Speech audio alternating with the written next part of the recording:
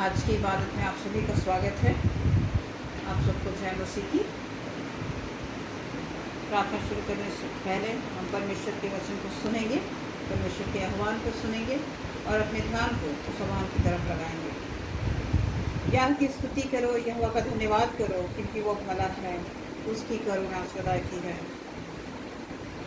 यहोवा के पराक्रम के कामों का वर्णन कौन कर सकता है, या उसका पूरा गुणानुवाद कौन सुन सकता है। क्या ही धन्य है वे जो न्याय पर चलते और हर समय धर्म के काम करते हैं। हे यहोवा, अपनी प्रजा पर की प्रसन्नता के अनुसार मुझे स्मरण कर मेरे उद्धार के लिए मेरी स्तुति दे। जीवित सर्वशक्तिमान पिता परमेश्वर, आज के दिन के लिए आपका धन्यवाद करते हैं और ये धन्यवाद देते हैं प्रभु पिता परमेश्वर की सबके दिन में आपने प्रवेश कराया है। आपके प्रेम और स्नेह के लिए आपकी तारीफ और प्रशंसा करते हैं, आपकी हम दो सन्ना गाते हैं प्रभु पिता परमेश्वर, क्योंकि आपने अद्भुत तरीके से प्रभु एक बार फिर से नई जिंदगी दे करके अपने पवित्र दिन में प्रवेश कराया है। सारा आदर आपको देते हैं प्रभु पिता परमेश्वर और चाहते हैं कि इबादत में आप हमारी अगुवाई करें।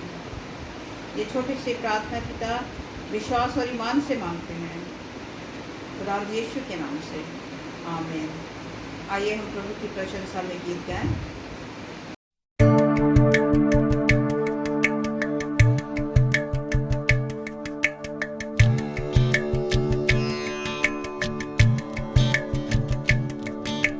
जय जय नाम यीशु नाम, गाऊं मैं सुबह शाम। जय जय नाम यीशु नाम, गाऊं मैं सुबह शाम।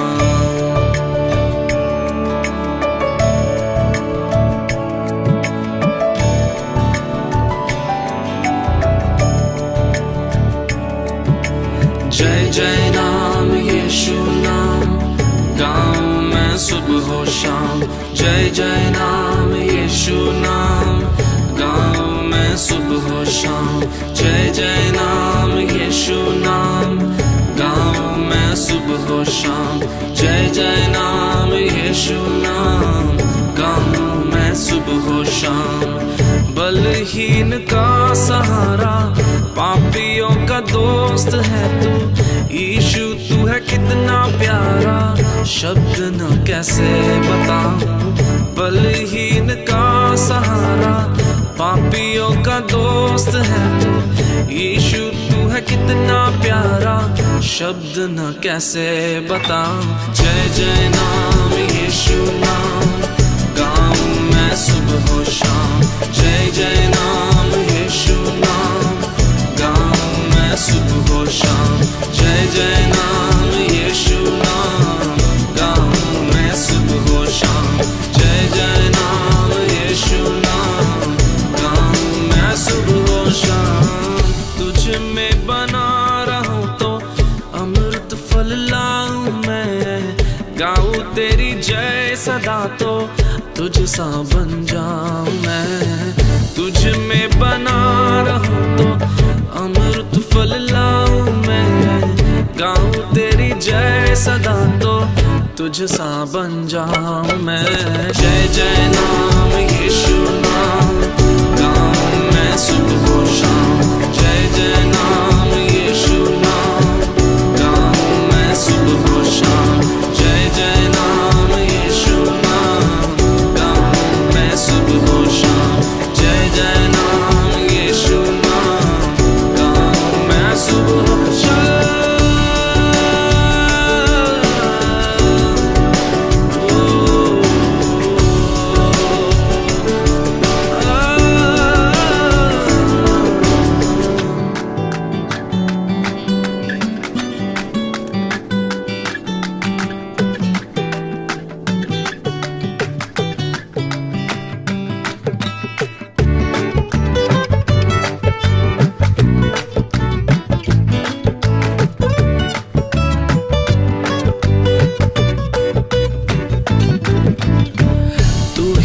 जो मुझको बुलाता, देता है जीवन जल।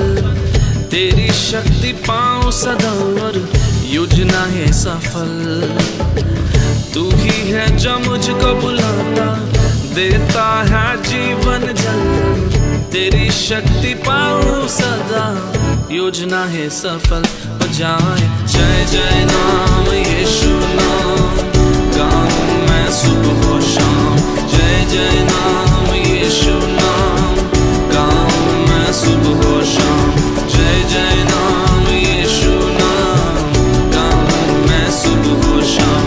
जय जय नाम यीशु नाम, गाऊं मैं सुबह और शाम। जय जय नाम यीशु नाम, गाऊं मैं सुबह और शाम। जय जय नाम यीशु नाम, गाऊं मैं सुबह और शाम। जय जय नाम यीशु नाम, गाऊं मैं सुबह और शाम। जय जय नाम यीशु नाम, गाऊं मैं सुबह और शाम। जय जय नाम यीशु नाम, गाऊं मैं सुबह और शाम।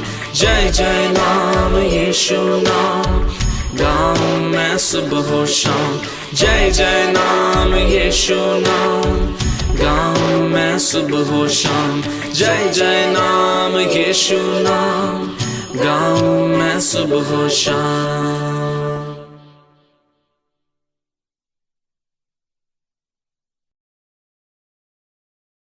मैं आपके सामने पढ़ूंगा अय्यूब की किताब, उसका 29वां अध्याय, उसके 7 वचन से लेकर 16 वचन तक। यहाँ इस प्रकार से लिखा है, जब जब मैं नगर के फाटक की ओर चलकर खुले स्थान में अपने बैठने का स्थान तैयार करता था, तब तब जवान मुझे देखकर छिप जाते और पुरने उठकर खड़े हो जाते थे। हाकिम लोग भी बोलने से रुक जाते और हाथ से मुंह बंद किए रहते थे। प्रधान लोग चुप रहते थे और उनकी जीभ तालू से सट जाती थी, क्योंकि जब कोई मेरा समाचार सुनता तब वह मुझे धन्य कहता था, और जब कोई मुझे देखता तब मेरे विषय साक्षी देता था। क्योंकि मैं दुहाई देने वाले दीन जन को और असहाय अनाथ को भी छुड़ाता था। जो नष्ट होने पर था मुझे आशीर्वाद देता था, और मेरे कारण विधवा आनंद के मारे गाती थी। मैं धर्म को पहने रहा और वह मुझे ढाके रहा। मेरा न्याय का काम मेरे लिए बागे और सुंदर पगड़ी का काम देता था। मैं अंधों के लिए आंखें और लंगड़ों के लिए पाँव ठहरता था। दरिद्र लोगों का मैं पिता ठहरता था, और जो मेरी पहचान का ना था उसके मुकदमे का हाल मैं पूछताछ करके जान लेता था। यह परमेश्वर का वचन है। परमेश्वर का धन्यवाद हो। परमेश्वर के वचन में से पढ़ूंगी जो आज के लिए मैंने चुना है। यूहन्ना रचित सुसमाचार, उसका 4था अध्याय, 1 से लेकर के 15 आयत तक। फिर जब प्रभु को मालूम हुआ कि फरीसियों ने सुना है कि यीशु यूहन्ना से अधिक चेले बनाता है और उन्हें बपतिस्मा देता है, यद्यपि यीशु स्वयं नहीं वरन उसके चेले बपतिस्मा देते थे, तब वो यहूदिया को छोड़कर फिर गलील को चला गया और उसको सामरिया से होकर जाना अवश्य था। इसलिए वो सुखार नामक सामरिया के एक नगर तक आया जो उस भूमि के पास है जिसे याकूब ने अपने पुत्र यूसुफ को दिया था, और याकूब का कुआं भी वही था। अतः यीशु मार्ग का थका हुआ उस कुएं पर यूं ही बैठ गया। यह बात 6 घंटे के लगभग हुई। इतने में एक सामरी स्त्री जल भरने आई। यीशु ने उससे कहा, मुझे पानी पिला, क्योंकि उसके चेले तो नगर में भोजन लेने के लिए गए थे। उस सामरी स्त्री ने उससे कहा, तू यहूदी होकर मुझ सामरी से पानी क्यों मांगता है? यीशु ने उत्तर दिया, यदि तू परमेश्वर के वरदान को जानती और यह भी जानती कि वो कौन है जो तुझसे कहता मुझे पानी पिला, तो तू उससे मांगती और वो तुझे जीवन का जल देता। यीशु ने उससे कहा, हे प्रभु, तेरे पास जल भरने को तो कुछ भी नहीं है और कुआं गहरा है, तो फिर वह जीवन का जल तेरे पास आया कहाँ से? क्या तू हमारे पिता याकूब से बड़ा है जिसने हमें यह कुआं दिया, और आप ही अपने संतान और अपने पशुओं समेत इसमें पिया?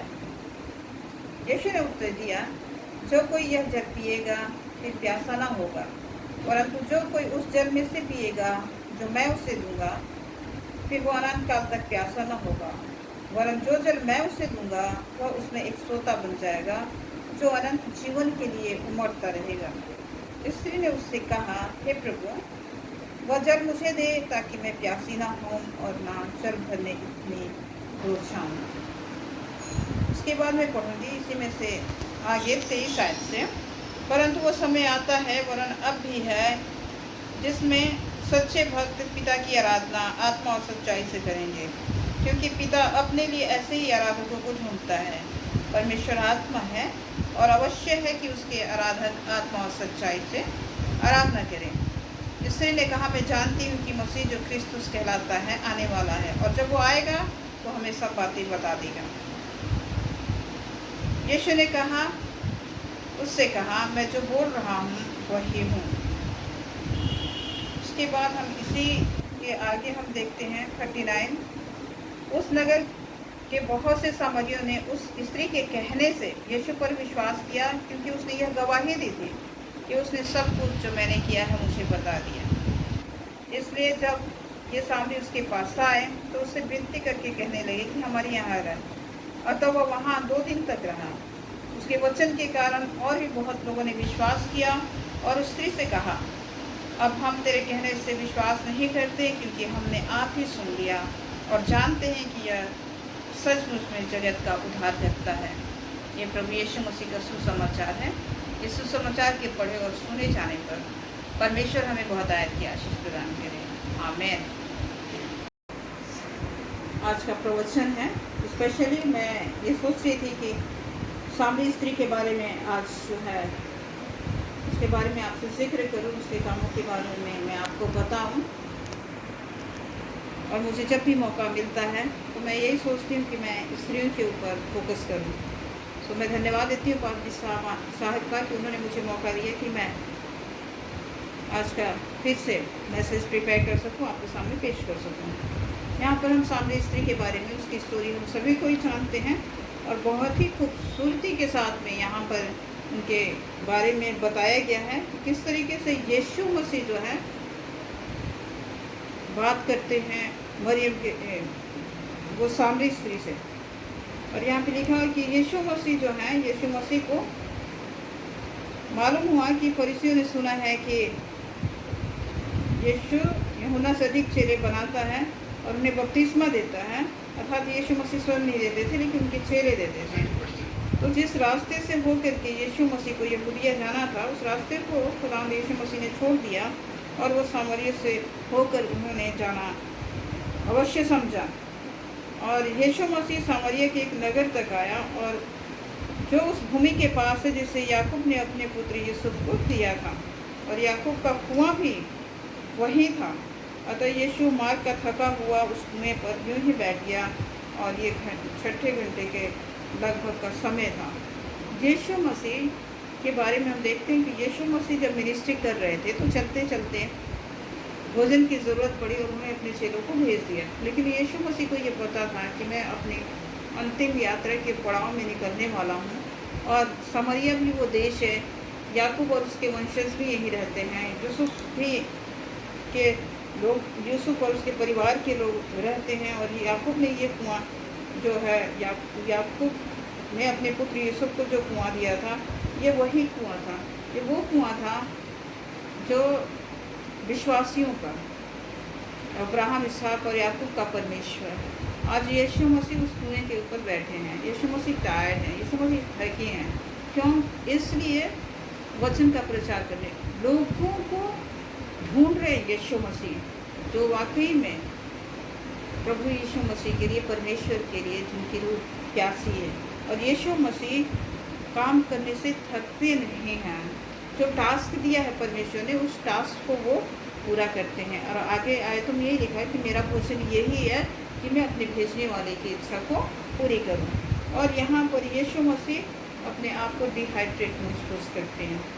तो 6वें घंटे के अंदर बताया जाता है, जब यीशु मसीह वहाँ बैठे थे तो एक सामरी स्त्री जल भरने के लिए आई, और जब वो जल भरने के लिए आई तो यीशु मसीह ने कहा, मुझे पानी पिला।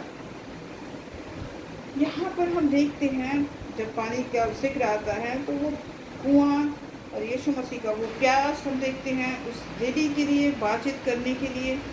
जो उन्होंने एक सिलसिला शुरू किया वो ये है कि लोगों के द्वारा जो वॉल बना दी गई थी, man made walls, rule regulation, चाहे वो रिलीजियस हो, चाहे वो जेंडर का हो, चाहे वो सोशल बैरियर्स हो, ये सब लोगों ने बना रखी थी। डिस्क्रिमिनेशन था लोगों के अंदर में, और लोग जो थे एक कल्चरल बाउंड्रीज के अंदर रह रहे थे, सामारिटन्स लोग, और ये आइसोलेटेड थे।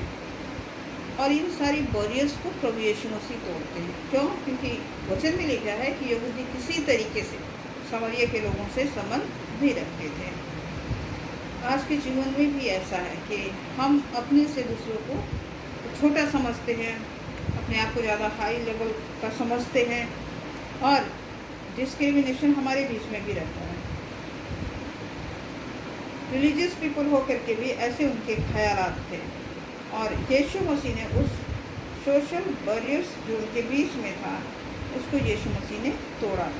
और यीशु मसीह ने उस लेडी से कहा, मुझे पानी पिला। तो क्या वाकई में यीशु मसीह को प्यास लगी थी, या फिर यीशु मसीह अपनी बात को आगे बढ़ाना चाहते थे? तब उस स्त्री ने कहा, तू यहूदी होकर मुझ सामरी स्त्री से क्यों पानी मांगता है? यीशु ने उत्तर दिया, यदि तू परमेश्वर के वरदान को जानती और यह भी जानती कि वो कौन है जो तुझसे कहता है मुझे पानी पिला, तो तू उससे मांगती और वो तुझे जीवन का जल देता। यहाँ हम देखते हैं कि वो स्त्री से बातचीत करके यीशु मसीह एक अपना रिलेशनशिप जो है उस स्त्री के साथ रिबिल्ड कर रहे हैं, उसके साथ बना रहे हैं। और दोपहर के समय में हम देखते हैं कि वो स्त्री पानी भरने जाया करती थी कुएं में। वहाँ के कल्चर के मुताबिक जो लेडीज़ होती थी, जो लड़कियाँ होती थी जवान, वो पानी भरने आती थी और चली जाती थी, और पुरुष उनको देखते थे। और ये ठीक दोपहर को आती है और लोगों से बिल्कुल ही आइसोलेटेड है लेडी। और जैसा इसने काम किया, इस तरीके से वचन बताया जाता है, वचन को पढ़ करके, कि उसके व्यवहार कैसा था।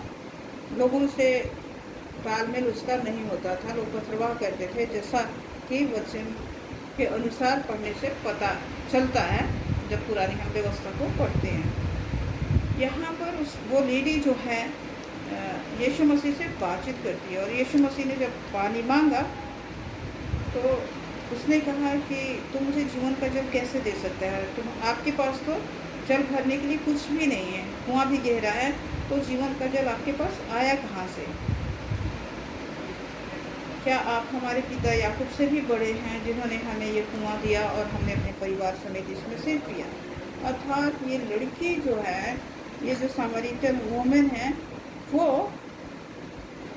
बिलोंग करती है याकूब की फैमिली को, विश्वासियों के पिता के ऊपर ये बिलीव करती है। यीशु ने कहा कि जो जल मैं दूंगा वो कभी भी प्यासा नहीं होगा, लेकिन उसमें से एक अनंत काल के लिए उमड़ता हुआ सोता बन जाएगा, जो हमेशा उमड़ता रहेगा। तो यहाँ पर यीशु मसीह ने उस लेडी को, सामरिटन वुमन को ऑफर किया कि वो उस जल को पिए।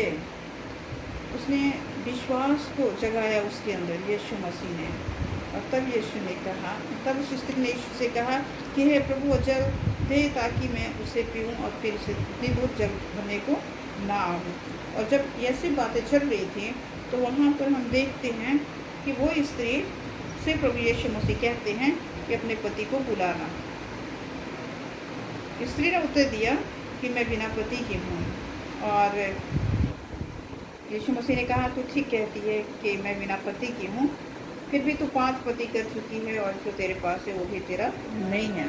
तो वो स्त्री जो है, उसके बारे में इस भेद को कोई नहीं जानता था, इसीलिए उसको आश्चर्य हुआ और उसने यीशु की बातों को ध्यान से सुना। ऐसा ये कौन व्यक्ति है कि जो मेरी सीक्रेट्स को जानता है? ये बात सिर्फ मैं जानती हूँ कि मैंने 5 पति किया है, और जो 6वां है वो मेरा नहीं है, जिस पुरुष के साथ में रहती हूँ मैं। और इसे कैसे पता? इसलिए उसे विश्वास है कि अरे ये जो मेरी भेद की बातें करता है, ये सब कुछ मेरे बारे में जानता है, ये क्या है? भविष्यद्वक्ता हो सकता है। स्त्री ने कहा कि आप मुझे भविष्यद्वक्ता जान पड़ते हो। यीशु मसीह ने यहाँ जो बात करी है कि जो 6ठा है वो भी तेरा पति नहीं है, जो तेरे पास है 6ठा जो शब्द है वो एक गिनती है, और वो हमारे क्रिएशन को दर्शाती है। क्रिएशन में ये था कि आदम को 6वें दिन परमेश्वर ने बनाया और हवा को भी उन्होंने कम्प्लीटली बना करके उस दिन तैयार किया। लेकिन हम एक बात देखते हैं कि आदम जो था वो परमेश्वर के प्रति फेथफुल नहीं था। इंसान जो मेल होते हैं वो औरत के प्रति फेथफुल नहीं हो सकता है। इंसान के ऊपर भरोसा नहीं रखना है। लेकिन जब यीशु मसीह पैदा हुए, जब आए, तो वो नया आदम है। परमेश्वर में वो नया आदम का रूप लेकर के आए प्रभु यीशु मसीह। और इस तरीके से देखते हैं कि जब कन्वर्सेशन होती है कि अगर तुम उस पर विश्वास करती है तो तुझे वो जीवन का जल मिलेगा जिसे तू सर्च कर रही थी। और यीशु मसीह ने कहा, हे नारी, फिर उसके मन में एक ख्याल आया नारी के मन में, और उसके मन में एक संदेह था। उस संदेह को उसने दूर करने के लिए पूछा प्रभु यीशु मसीह से कि हमारे बाप दादों ने इसी पहाड़ पर आराधना की और तुम कहते हो कि वो जगह जहाँ आराधना करनी चाहिए यरूशलेम में है। तब यीशु मसीह ने उसकी उस दुविधा का जो है वो जवाब दिया और कहा, उसने कहा, हे नारी, मेरी बात का विश्वास कर कि वो समय आता है कि ना तुम इस पहाड़ पर पिता की आराधना करोगे न यरूशलेम में। तुम जिसे नहीं जानते उसकी आराधना करते हो, परंतु हम जिसे जानते हैं उसकी आराधना करते हैं। और इस तरीके से देखते हैं कि प्रभु यीशु मसीह ने कहा कि सच्चे आराधकों को परमेश्वर पसंद करता है। रोमियो 12 में लिखा, तुम जीवित परमेश्वर का मंदिर हो। तो परमेश्वर हाथ की बनाई हुई मंदिरों में नहीं वास करता। प्रेजेंस जरूर करके हम मानते हैं। क्यों? क्योंकि प्रभु परमेश्वर ने बताया है, तुम मेरे लिए कैसा भवन बनाओगे? क्या स्वर्ग मेरा सिंहासन और पृथ्वी मेरे पैरों की चौकी नहीं है? तो तुम मेरे लिए कैसा भवन बनाओगे? परमेश्वर का जो निवास स्थान है वो हमारे हृदयों में है, वो हमारे हृदयों में है। तो इसलिए उसके इस सवाल का भी जवाब प्रभु यीशु मसीह उसको दे देते हैं। और तब वो स्त्री कहती है कि मैं जानती हूँ कि जो ख्रिस्त कहलाता है वो आने वाला है, और जब वो आएगा तो हमें सब बातें बता देगा। और यीशु ने कहा कि मैं जो बोल रहा हूँ वही। तो हम ये सोच सकते हैं कि कितना वो सरप्राइज हुई होगी, कितना खुश हुई होगी वो लेडी जो जल भरने गई है।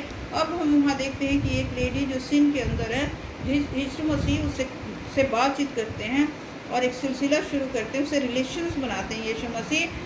और ये बात का सिलसिला आगे बढ़ता जाता है और वो अपने गुनाह को भी एक्सेप्ट करती है। कोई चीज़ हाइड नहीं करती है परमेश्वर से। और यहाँ यीशु मसीह ने, जीसस ने डेथ को ट्रैप कर लिया। सामरिटन्स को वो ट्रैप कर लेते हैं प्रभु यीशु मसीह। हमें भी हमारा ज़िंदगी जो हमें प्रभु यीशु मसीह सेव करने के लिए आया है, हमें जो लाइफ देने के लिए आए हैं परमेश्वर, क्या हम अपने जीवन में कभी ड्राई महसूस करते हैं? क्या हमें प्यास लगती है? उस प्यास को बुझाने के लिए परमेश्वर हाजिर हैं, हमारी और आपकी। वो लेडी जो सामरिटन वोमेन थी, वो उस कुएं के पास बैठ करके प्रभु की बात सुनती है और प्रभु उसके मन की गहरी बातों को बाहर निकालते हैं। कुआं बहुत ज़्यादा गहरा है, हमें नहीं पता हमारे सिन कितने गहरे हैं। अपने बारे में हम करके भूल जाते हैं। लेकिन यहाँ पर वही बात बताते हैं प्रभु यीशु मसीह, जैसे 6वीं खुशवाली में कहा था कि आई एम थर्स्टी। यूहन्ना रचित सुसमाचार 19 अध्याय उसके 28 आयत में लिखा है। यहाँ पर यीशु मसीह ऐसी रूहों का प्यासा है जो उसे ढूंढती हैं। अब उस स्त्री को, जो सामरिटन वुमेन थी, उसको बाइबल का पूरा नॉलेज है, ज्ञान है कि वो आएगा तो मुझे सब बातें बता देगा। और जैसे उन्होंने खुलासा किया, उन्होंने विलेख किया, उसने बोला कि मैं वही हूँ जिसका तुम इंतज़ार कर रहे थे। तो जो 6वां व्यक्ति था वो यही है यीशु मसीह। हम कलीसिया क्या है? दुल्हन है और परमेश्वर हमारा दूल्हा है। तो इस संदर्भ में हम यही देखते हैं कि यीशु मसीह ने उसको फिल किया, है ना। वो दुखी थी, वो परेशान थी, लेकिन प्रभु ने उसके हृदय में क्या किया? पीस से भर दिया, है ना। उसकी हर इच्छा को पूरा किया जो यीशु मसीह का वो इंतज़ार करती थी देखने के लिए। जो 5 महिलाएं थी, वो दूल्हे के साथ चली जाती थी जो तैयार थी, ये लेडी भी तैयार थी, इसलिए प्रभु ने उसको फिल किया आत्मिक जीवन जल से। अब वो घड़ा छोड़ करके, जब उसने उस आशीष को प्राप्त कर लिया, अनंत जीवन, वो जो सोता जो है उसके अंदर उमड़ने लगा। प्रभु ने वो जीवन का जल उसे दे दिया, उमड़ने लगा, और वो जीवन का जल ले करके सामरिया प्रदेश में चली गई। और वहाँ जा करके सामरिया से वो कहने लगी और उसने गवाही दी कि मैंने जो कुछ किया उसने मुझे बता दिया। उसने उन लोगों को फॉरगिव किया जो उसे मारना चाहते थे, लेकिन उसकी गवाही से लोग इम्प्रेस हुए, उन्होंने विश्वास किया और वो जा करके उसके कहने से वो गए, इनविटेशन दिया कि आओ चले देखो यीशु को, कहीं वही तो जीसस नहीं है। और उस इनविटेशन को सब लोगों ने स्वीकार किया और वो वहाँ पर चले गए। और इस तरीके से इस सामरियन वुमेन के द्वारा एक सोशल ट्रांसफॉर्मेशन आया। यीशु मसीह 2 दिन सामरिया में रहे और वहाँ के लोगों का जीवन बदल गया, सबने जीवन जल को पी लिया। तो हमारे अंदर भी हमेशा वाटर का जो है होली स्पिरिट ओवरफ्लो होनी चाहिए। अब हम देखते हैं इस वचन में कि जो इसकी एंडिंग थी स्टोरी की वो फ्रूटफुल रही एंडिंग, और लोग जो हैं उनका रीबर्थ हुआ और प्रभु ने उनको रिस्टोर किया। परमेश्वर किसी को अकेला नहीं छोड़ता। तो इस तरीके से हमारे जीवन में है कि किस तरीके से अपनी खुशी को हमें दूसरों के साथ शेयर करनी है, अपने उद्धार को दूसरों के साथ शेयर करनी है। परमेश्वर ने मुझे होली स्पिरिट दिया है तो मुझे उसमें आनंदित और मगन और हर्षित होना है, ये प्रभु के वचन में बताया गया है। तो लिखा हुआ है 28 वचन में 3:29 में, जिसके दुल्हन है वही दूल्हा है, परंतु दूल्हे का मित्र जो खड़ा हुआ उसकी सुनता है, दूल्हे के शब्द से बहुत हर्षित होता है। अब मेरा यह हर्ष पूरा हुआ है, अवश्य है कि वो बढ़े और मैं घटूं। तो हम अपने आप को अपने जीवन में परमेश्वर को बढ़ने दें और हम छोटे हों, और हम सिर्फ ना अपना परंतु हर एक लोगों का उद्धार चाहें, हर एक लोगों को हम बचाएं यीशु मसीह की सामर्थ के द्वारा। परमेश्वर इस वचन के ऊपर हम सबको हिदायत की आशीष प्रदान करें। आमीन।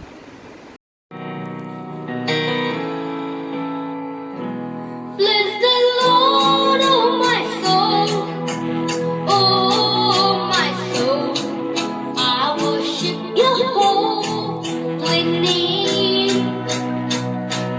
Sing like never before, oh my soul, I worship your holy name.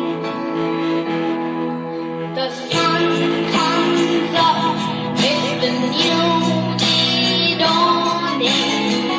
It's time to sing the song again.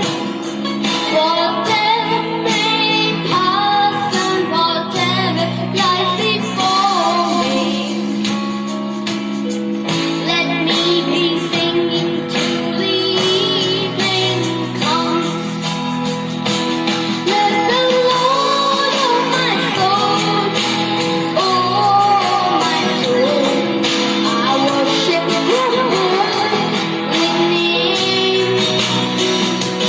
Sing like never before, oh my soul, I worship your holy name. You're rich in love and slow to anger. Your name is great and your heart is kind. For all your goodness I will keep on singing. 10,000 reasons for my heart to find. Bless the Lord, oh my soul, oh my soul, I worship your holy name. Sing like never before, oh my soul, I worship your holy name. And on that day when my strength is fading, the end was near and my time has come. Still my soul will sing your praise unending. 10,000 years and then forevermore.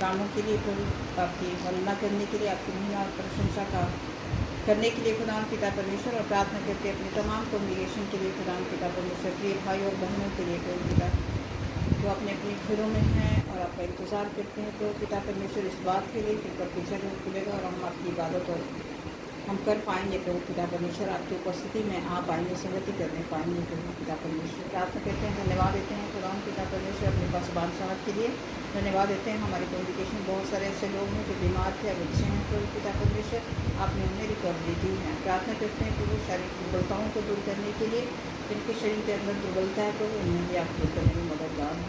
प्रार्थना करते हैं खुदा उन भाई बहनों के लिए जो खुदा पिता परमेश्वर इस वक्त बीमार हैं और खुदा पिता आपकी शिफा प्राप्त करना चाहते हैं, उनके ऊपर आप अनुग्रह प्रदान करें।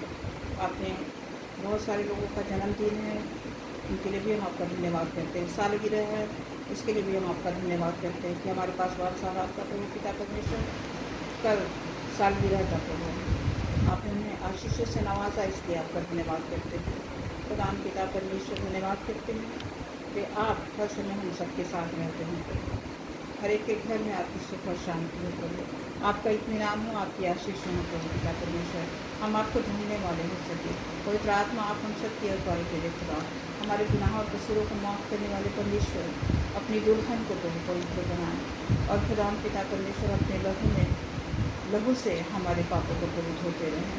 हम रोज़ खुदा पिता परमेश्वर आपके वचन मुझे कलाम के द्वारा आपके लहू में हम स्नान करें खुदा पिता परमेश्वर, हमारी आत्मिक पाप को मुझे धोते चले जाएं। प्रार्थना करते हैं खुदा पिता परमेश्वर, हम सब जो हमारे यहाँ बच्चे हैं प्रभु, संडे स्कूल के जो यूथ हैं प्रभु पिता परमेश्वर, उन सब के ऊपर आपकी कृपा बनी रहे खुदा पिता परमेश्वर, और सब लोगों के जिंदगियों के द्वारा, आपके बच्चों के द्वारा आपके नाम को महिमा मिले खुदा। ये छोटी सी प्रार्थना विश्वास और ईमान से पिता मांगते हैं, सुनिए और कबूल कीजिए, आमीन। ये हमारे पिता तू जो आसमान पर है, तेरा नाम पाक माना जाए, तेरी बादशाहत आए, तेरी मर्जी जैसे आसमान में पूरी होती है ज़मीन पर भी पूरी हो। हमारी रोज़ की रोटी आज हमें बख्श दे, हमारे कसूरों को माफ़ कर जैसा हम अपने कसूरवारों को माफ़ करते हैं। हमें आजमाइश में ना पड़ने दे, बल्कि बुराई से बचा, क्योंकि बादशाहत, कुदरत और जलाल अब और हमेशा प्रभु आपका है, आमीन। हम आशीष वचन को ग्रहण करेंगे और हमारे खुदा यीशु मसीह का फजल, खुदा बाप की मोहब्बत, रूह पाक की रिफाकत और शराकत हम में से प्रत्येक के साथ अब से सदा बनी रहे, आमीन। खुदा का इत्मीनान हमेशा आपके साथ हो।